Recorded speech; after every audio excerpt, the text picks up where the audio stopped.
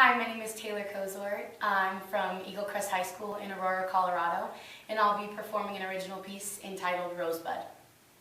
Thank you. You know what I hate?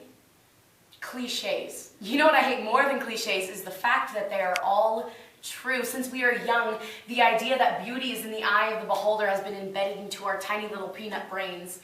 I remember bringing home art projects from school and my mom saying, "Beauty's in the eye of the beholder." Well, thanks, Mom, for the compliment.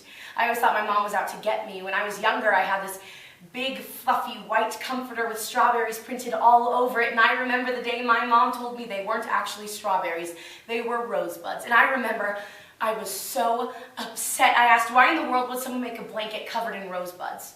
Why in the world would someone make a blanket covered in something so ugly? So I continued to convince myself that they were juicy, ripe, fresh strawberries because the thought of an unbloomed flower made me sad.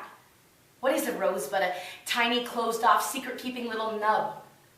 Something that wouldn't share its secrets with the world or open up. Something that had so much beauty and potential and wouldn't show anyone.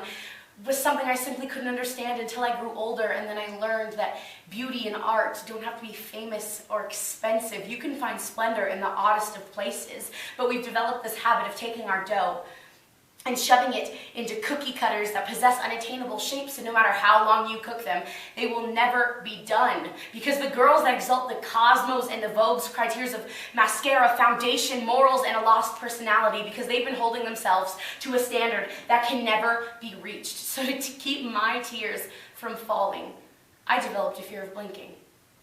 And after a while of keeping my eyes open, I realized how truly blessed we are to live in a world surrounded by such an abundance of magnificence, and closing your eyes for even a second could cost you something spectacular, because we are surrounded by art. Something that could be sad or ugly to one could be beautiful and dazzling to another. Take broken glass, a busted fence, a broken toy sailboat, a bumpy scar, a C- on a test, a misplaced stitch or a loose button, all the way from the Mona Lisa to the Christmas tree.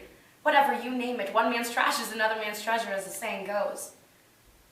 Someone in this world finds it breathtaking because art is truly the most subjective thing in all of existence. Everything is beautiful. It depends on who is looking. So here's to the person that designed my comforter.